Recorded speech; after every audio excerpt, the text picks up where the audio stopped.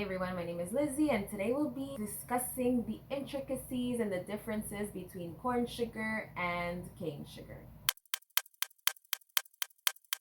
A lot of homebrewers have a certain preference when using sugar, and as some of you may know, sugar is one of the three main ingredients of making alcohol. You need sugar, you need a sort of liquid, preferably water or juice, and you need yeast. With these three ingredients alone, you'll be able to make alcohol, and you can adjust the quality of the juice. If you want better tasting alcohol, you can adjust the quantity of the sugar and the type of sugar inside your batch to improve the quality of your alcohol as well. Therefore, the ingredients that you're putting inside your batch will determine the quality of your final product.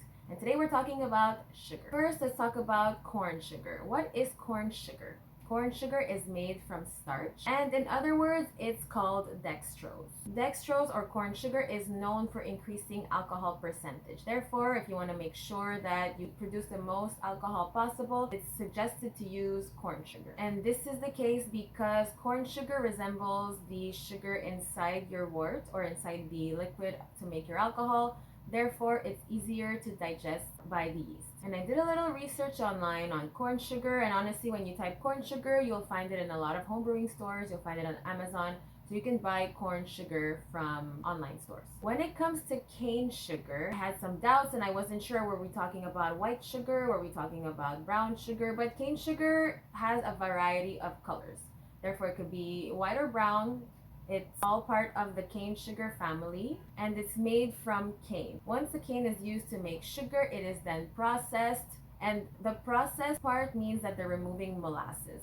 So processed cane sugar means that there's no more molasses, and this means that the cane sugar is white.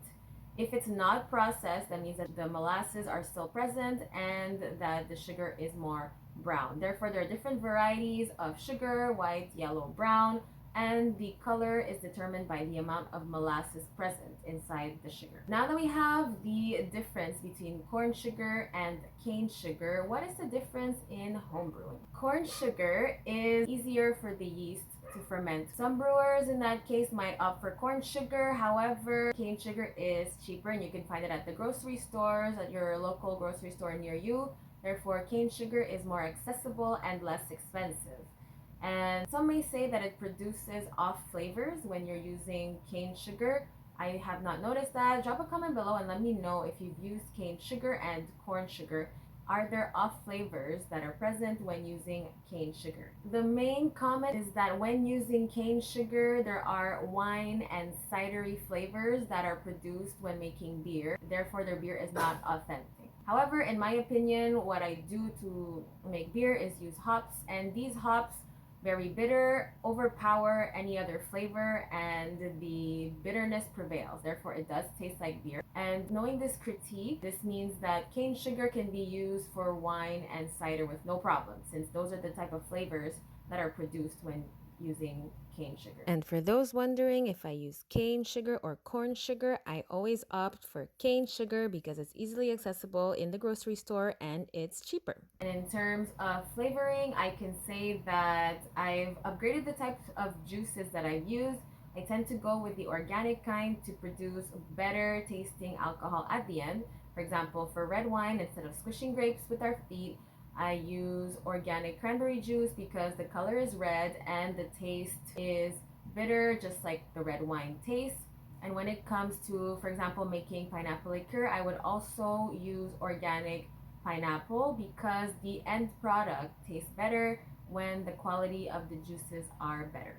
In terms of apple juice, I've upgraded from Great Value, which is the Walmart brand, to another store brand. If you have other apple juices that you would recommend that have increased freshness or increased quality, drop a comment below and let me know what type of apple juice are you using instead of squishing apples to make your cider. And I also want to discuss when to add sugar. So initially, when you're making your batch, when you're making your beer, your wine, or your cider, you have to put in the ingredients. So your water, your juice, your sugar, your yeast, and this is the first moment when you add sugar inside your batch. You can add it once fermentation is done if you're not content with the sweetness or the alcohol level. If you'd like to have stronger alcohol, you can always add more sugar because the sugar sugar will transform into alcohol by being eaten by the yeast. You can also add sugar before bottling. So this is called priming sugar. And what this means is you're adding sugar right before bottling to add fizz into your alcohol. So fizz, in other words, is carbonation. And why does this sugar carbonate the alcohol? In simple terms, it's because when you mix yeast with sugar, you produce alcohol because the yeast eats the sugar. However, a byproduct of this yeast eating the sugar is creating carbon dioxide or CO2. CO2, in simple terms, is also fizz. Therefore, once you mix the sugar and the yeast together, CO2 is produced and there's fizz inside your homebrew. So this is applicable for beer, cider, or sparkling wine. You can add this priming sugar right before bottling.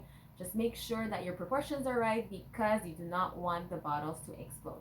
Another tip to not have anything explode in your homebrewing experience is adding airlocks. And these airlocks also prevent the CO2 from being trapped in the fermentation jar. And what they do is that they let the CO2 escape and not be trapped inside the jar, because once they're trapped in the jar and there's too much pressure, then the jar can explode. One thing is that I've heard recently that instead of putting water in your airlock will show that the CO2 is coming outside of your fermentation jar because it will bubble.